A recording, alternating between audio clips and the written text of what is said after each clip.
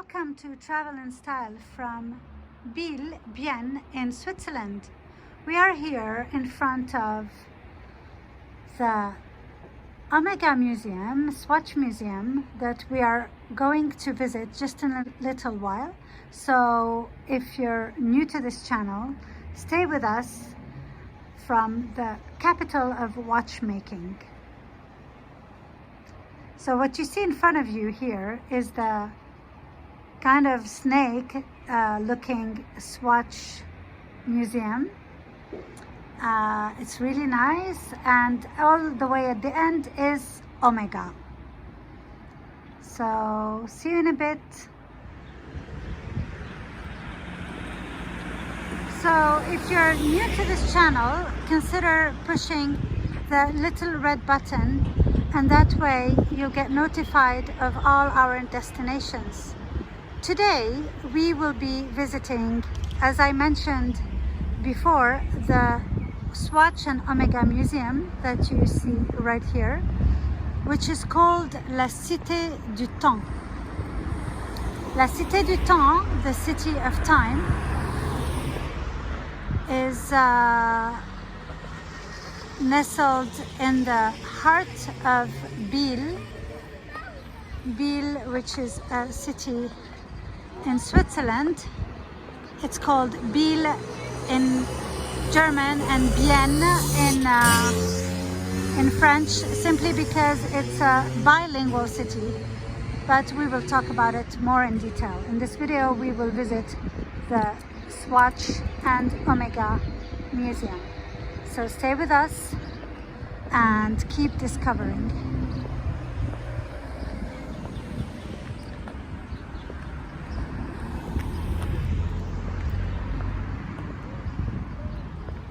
So BIEL-BIENNE is, as I said here, the capital of watchmaking, and what you see in front of you is the Swatch Museum, this big kind of tube right here that we saw earlier on, from the brown building all the way up there.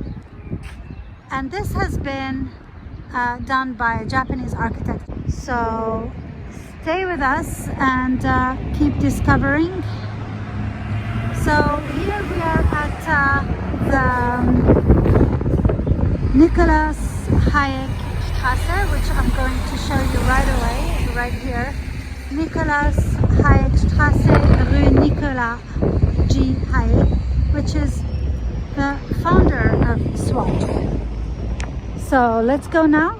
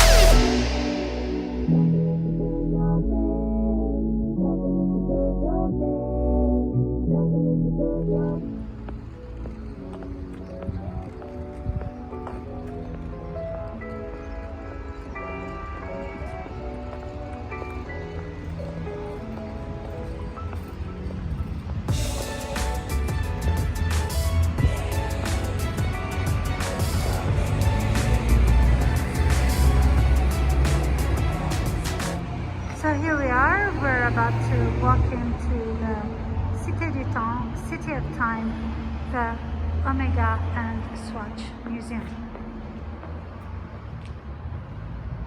Here it is.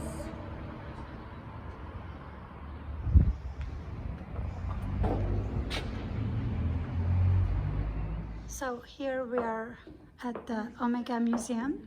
So what we're going to do is see a little movie about the museum, about the history of Omega. And here you have the famous wall and drawing of James Bond 007.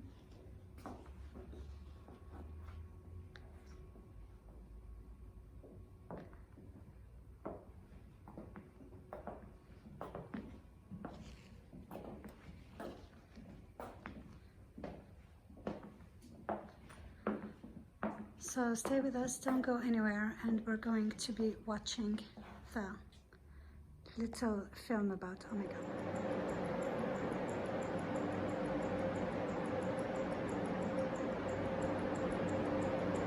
So here we're going to see a very interesting film about Omega. It's going to last 10 minutes approximately.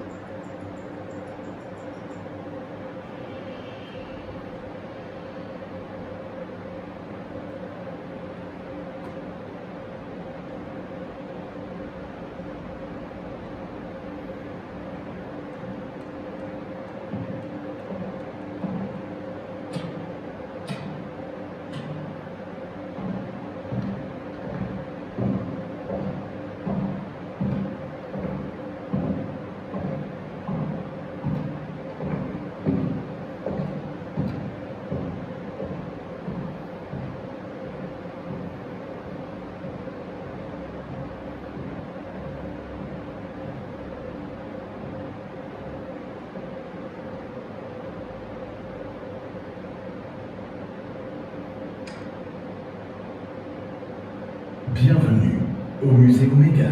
Ici, nous célébrons l'héritage pionnier de l'horlogerie Omega. Avant de pénétrer dans notre monde, nous aimerions vous raconter l'histoire passionnante de la mesure du temps à travers les siècles. Le temps ne s'arrête jamais. C'est un flux constant qui semble s'étirer et se contracter à l'infini. Mais le temps est aussi une constante qui peut être mesurée très précisément en jours, en heures et en secondes. Depuis l'aube de la civilisation, l'homme a mesuré le temps en observant les mouvements du soleil et des étoiles dans le ciel. Semblable au déplacement d'une aiguille, les mouvements de ces astres dans le ciel marquent naturellement le passage du temps. Pendant des millénaires, les Égyptiens ont utilisé l'ombre d'un obélisque pour suivre et mesurer l'heure du jour. À l'obélisque succéda le cadran solaire, en associant le mouvement apparent du soleil dans le ciel pendant la journée à celui des étoiles la nuit. Les Égyptiens ont divisé le jour en 24 heures. 12 heures pour la journée et 12 heures pour la nuit. Les anciens Égyptiens utilisaient également le mouvement de l'eau pour mesurer le temps. Certains pensent que la clepsydre fut inventée il y a 6000 ans dans la Chine antique, mais le plus ancien spécimen connu a été découvert dans le temple de Karnak, en Haute-Égypte, et date d'il y a 3500 ans. Les horloges hydrauliques n'affichent pas l'heure du jour, mais mesurent très précisément le temps écoulé. Ce sont les chronographes de l'Antiquité. Leur fonctionnement est très simple. Un récipient dont l'intérieur a été gradué est percé d'un trou en son fond pour laisser l'eau s'écouler. À mesure que le niveau de l'eau baisse, on peut lire le temps écoulé sur l'échelle d'un. So here they're talking about how the time has been measured from Egypt and how it started in Egypt and then the Greek tried to improve. And Platon is somebody who invented first. Quand il était plein, l'eau débordait et remplissait un autre récipient percé d'une montagne qui sifflait comme une couloir. Parfois, les idées les plus simples naissent des esprits plus complexes. So time has first come from Egypt and then from Greece. Les Chinois aussi utilisaient des horloges hydrauliques pour mesurer le temps, mais également des horloges Chinese as well fonctionnaient à l'aide de bougies used some La plus ancienne référence à une horloge watches se to trouve measure dans un poème time. de Yu Yong, écrit il y a 1500 ans. Les bougies étaient graduées d'heure en heure et égrenaient le passage du temps au fur et à mesure de la combustion de la machine. Les horloges chinoises les plus sophistiquées étaient cependant hydrauliques, à l'image du plus ancien modèle The d'horloge most sophisticated Chinese watches were hydraulic. Première horloge de l'histoire entraînée par un mécanisme à chaîne, sa source d'énergie naturelle restait néanmoins l'eau. Imaginez, il y a près de 1000 ans, par le scientifique polymathe chinois Susan, cette horloge reflétait le mouvement apparent des astres célestes. Les moines consacraient leur temps à l'horlogerie mécanique qui les aidait à calculer précisément l'heure des messes. Also, the monks used the mechanic watches to measure time. Des poids suspendus à des cordes entraînent l'horloge grâce à la pesanteur. Un engrenage assure une libération régulière de l'énergie pour créer un mouvement de répétition appelé oscillation. C'est le battement du cœur de l'horloge. Ces horloges apparues primitives ont révolutionné la mesure du temps. L'utilisation de phénomènes continus comme l'écoulement de l'eau laissa place à la magie de la mécanique. L'homme pouvait désormais découper le passage du temps en jours, heures, minutes et secondes. Au XVe siècle, les horlogers avaient acquis un tel savoir qu'ils pouvaient créer de petites horloges à ressort dans lesquelles l'énergie était stockée par un remontage manuel. In the 15th century, Avec ces montres the d'horloge, watchmakers had acquired such a knowledge that they were able to create little watches.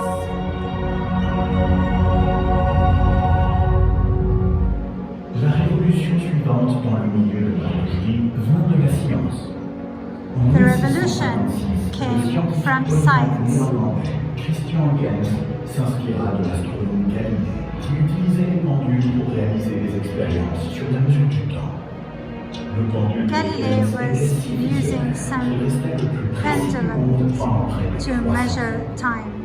Huygens créa également le tout premier spirale de balancier fonctionnel, un petit ressort réglant qui, avec la roue de balancier, améliorait la précision des montres de poche. Une invention qui n'allait être perfectionnée qu'en 1801 par l'invention du tourbillon signé Abraham Louis Breguet. Christian Huygens se passionna ensuite pour la création d'une montre nautique, un défi hors norme qu'il a tenté de relever en vain et qui allait occuper les inventeurs du monde de l'horlogerie pendant le siècle suivant. Les remous de l'océan rendaient les horloges mécaniques moins fiables que les sabliers marins traditionnels utilisés par les navigateurs européens depuis le XVe siècle. En 1761, après pas moins de 47 années d'expérimentation, un horloger anglais du nom de John Harrison réussit à créer la première montre mécanique utilisable en mer. John Harrison invented the first mechanic watch that could be used in the sea. John Harrison. Elle pouvait chronométrer un voyage de l'Angleterre à la Jamaïque à 5 secondes près. A watch that could program a big trip from England to La Jamaica. naissance d'un nouvel âge d'industrialisation nécessita la normalisation de la journée de travail. Les tramways et les trains devaient désormais circuler à des horaires précis.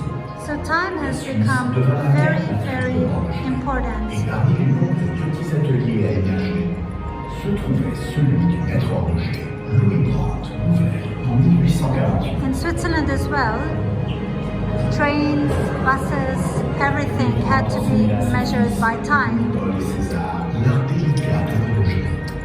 Héritant de And therefore, many watchmakers started making watches in Switzerland.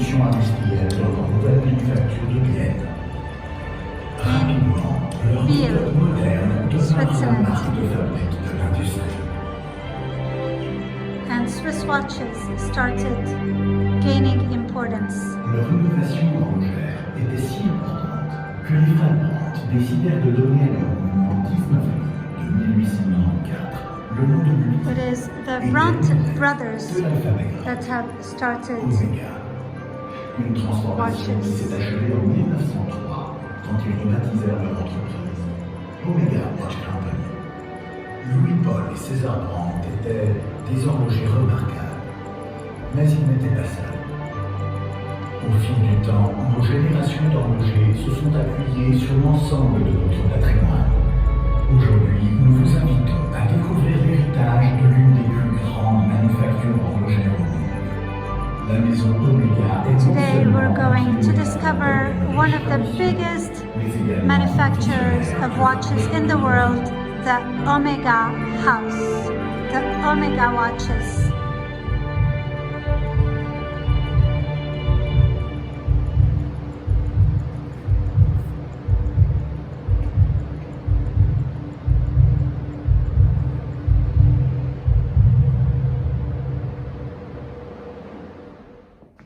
So now we are at the Omega Museum again, in another gallery of the Omega Museum, and here we have all the watches. What you have seen was a video in French that I tried to translate as much as possible, but here you have the different times where Omega inaugurated and created some watches. So started in 1848.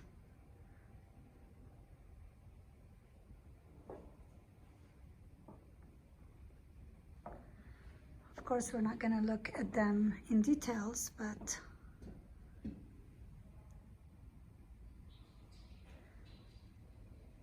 have you ever been to BIEL? And if so, please let us know in the comments. And if you are a fan of Omega, definitely let us know, because we would love to know. As you have heard, Omega is one of the biggest watchmaking companies in the world.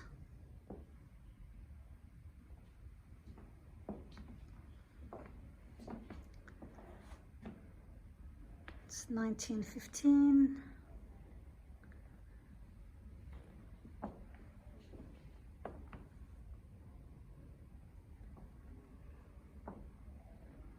So we're going to pick a year and take a look at the watches done for, say, in 1932, for example, Omega's first Olympic Games.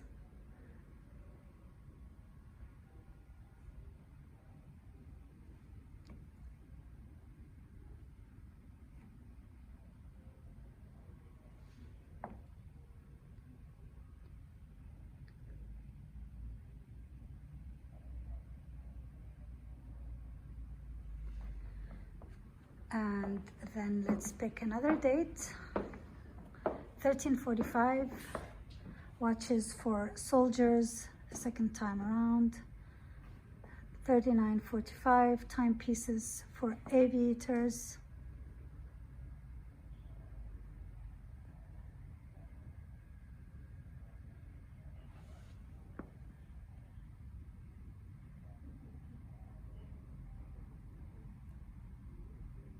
beautiful watches.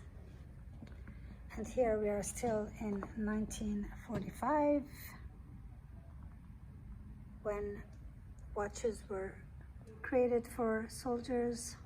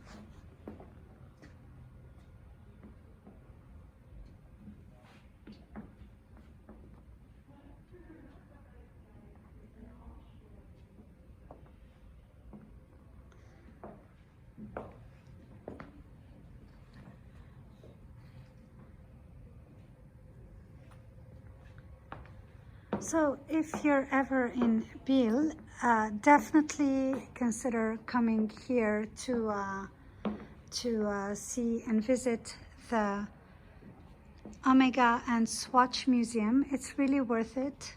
It's really nice. As you know, the founder of Swatch group is Nicholas G. Hayek, and this is why the street we're in is called the Nicholas G. Hayek Straße, street.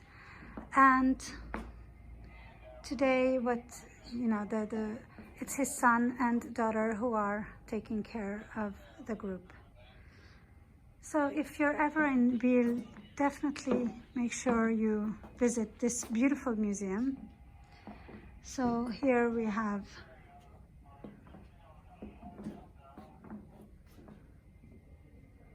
we are in 2011. Here are the watches, 2011.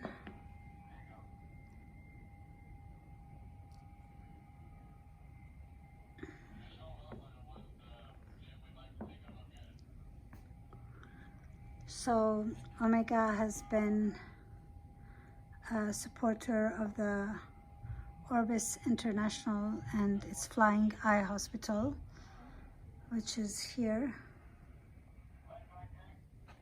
In 2013.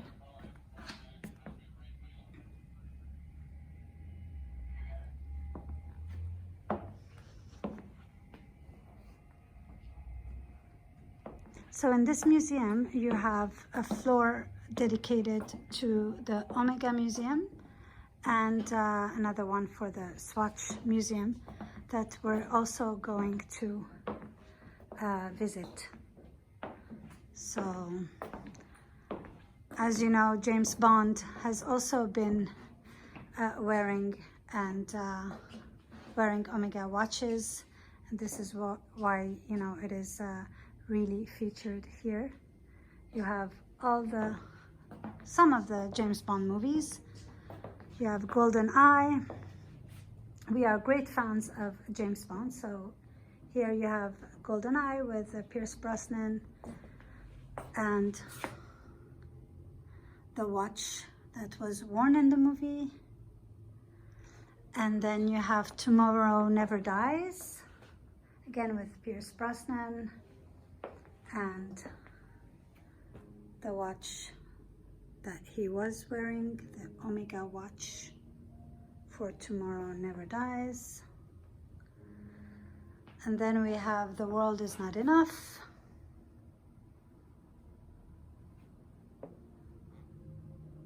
There it is.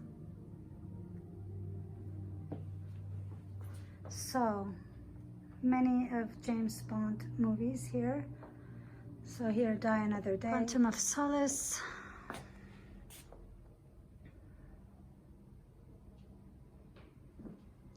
Skyfall, No Time to Die, all of them. In any case, stay with us and we're going to visit the Swatch Museum.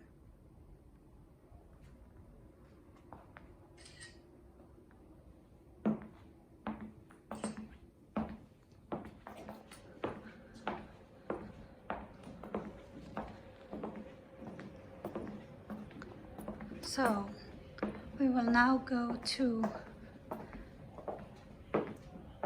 see the Swatch briefly, and we will end the video with Swatch.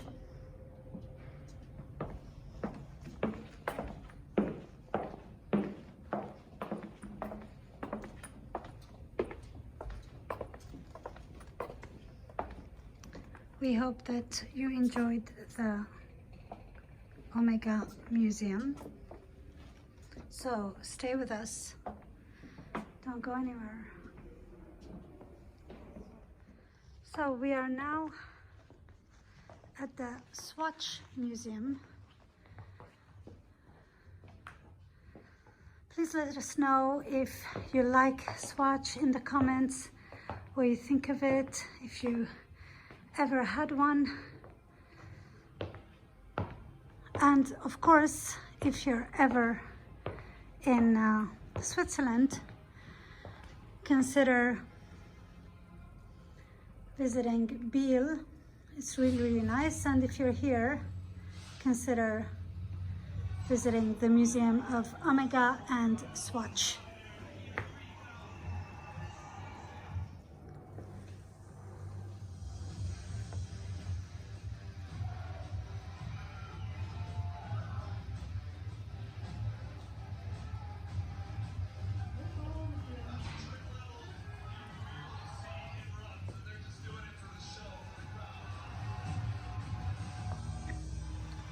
Beautiful watches.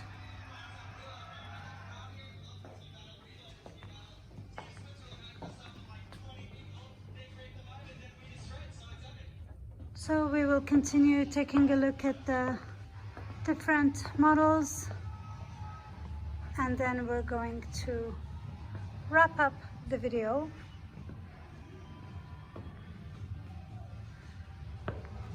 So definitely, if you're ever in Switzerland, it is worth coming here. There are lots of things to do, and visiting the Museum of Swatch and the Omega Museum is something really worth doing in your stay here. BIEL is 2 hours by car from Geneva, so if you're ever in Geneva.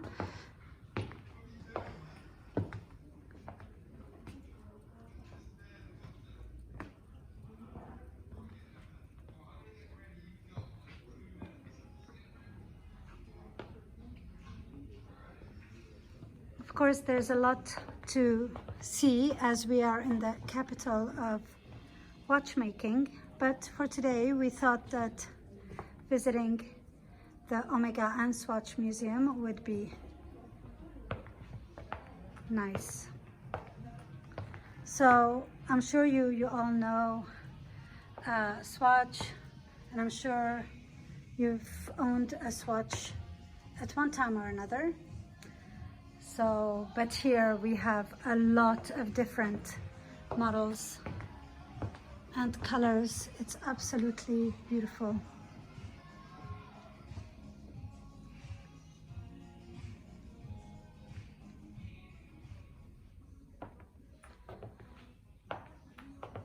So it's a huge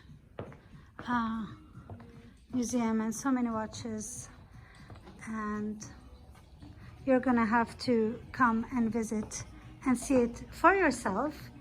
So we're going to end the video right here. So we would like to give a big shout out to Mrs. Stauffer, who was kind enough to let us film the Swatch and Omega Museum from her place. Thank you very much for your kindness. And we're going to wrap up the video of Swatch here. Of course, we can't show you all the watches, but we strongly recommend you come visit.